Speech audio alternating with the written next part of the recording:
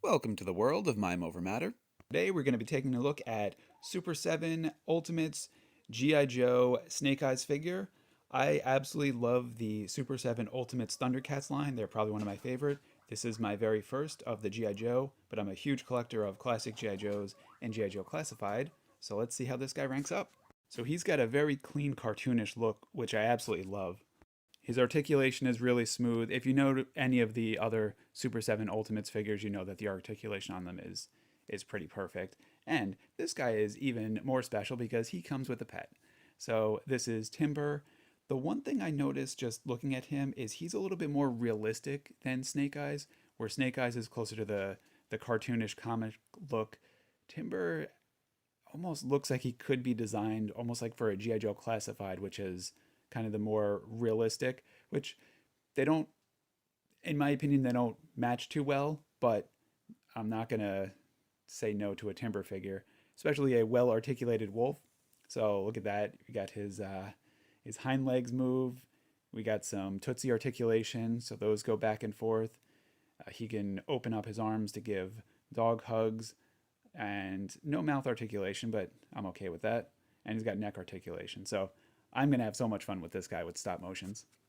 And the rest of the box, let's just take a quick look at that. We got all the accessories in there, which are very well hidden in the window box after all the boxes that you have to take it out of, a box within a box. And we've got some images from the cartoon on the back where you can see just kind of where this design came from. It's a cool little map computer background. You've got the file card information, and yeah, just Super 7 always goes above and beyond with the packaging of the Ultimates figures, so this one is no exception. It's pretty amazing. And let's open it up and take a look at all those fun accessories. And you might be thinking to yourself, most ninjas or soldiers don't wear this particular color scheme, but Snake Eyes chose to wear the blue and the purple, and you don't see that very often, to which I say, exactly. A camouflage master. Alright, so we got all the good stuff. It's a double plastic pack of all sorts of goodies. Got a pretty cool explosion background in there. And there's all the bonus hands that Snake Eyes comes with. So we're going to have a fun time checking those out, playing with those. So I'd say let's take a closer look. Looks like we've got the gun hand with the trigger. Then we have this kind of thumbs up hand. I'm not quite sure what that would be for. It's not really fighting. It's not really holding something. Actually, I have an idea. I think I know what these actually might be for. Actually, I could say with confidence, I know exactly what these are for because this is Snake Eyes, and it doesn't really apply to any other figure, which is why you wouldn't see these particular hands in any other figure. So I will show you exactly how we can use these. And the secret lies in his furry friend. So we've got Timber up here, and if you look at those hands, you know exactly what he's doing. He's scratching that good boy. Him and Timber go way back. They're best friends. He's petting him. He's giving him the scratch. He's making him feel like the good boy that he is.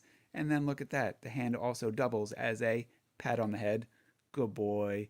Timber's amazing. Snake Eye shows his love. These are affection hands right there. And sure, he's got a bunch of other hands, like punching hands and other gun hands, but after you got the good boy hands, you don't really need to put anything else in there.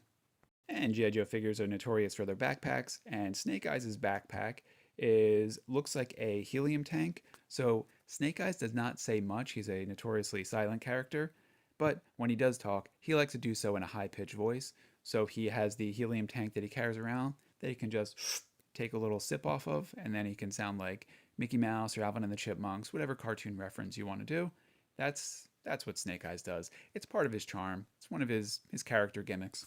And the commitment that he goes through to just carry this thing around with him while he's doing his ninja-ing and sword fighting and timber scratching, it's commitment. That's the dedication you see in G.I. Joe. You definitely would not see a Cobra character carrying around a helium tank for something like that. The next accessory that Snake Eyes has is a thermos of tomato soup, so he can stop for a quick snack and not have to interrupt his ninja-ing. He's always prepared. Snake Eyes also has what looks like a walkie-talkie, and you might be asking yourself, who would Snake Eyes call? And of course, he would call the Ghostbusters. Oh, hey Egon. Oh, hey, Snake Eyes, how's it going? That's a terrible Egon impression, but I'm already through it. We've got two more accessories left. We've got his two weapons. So this looks like a bat gun. So he probably stole it from Batman in one of the classic adventures that he had with the Cape Crusader. And it's kind of cool. It's like a pistol looking thing. And we can put that in one of his gun grippy hands. So while I like the dog scratching hands, I think for now, just to show him holding the accessories, I will swap them out, then immediately change them back once he's ready for display. And last but not least, he's got his mega gun. So this is just a massive gun that you would expect a ninja to be traveling around with.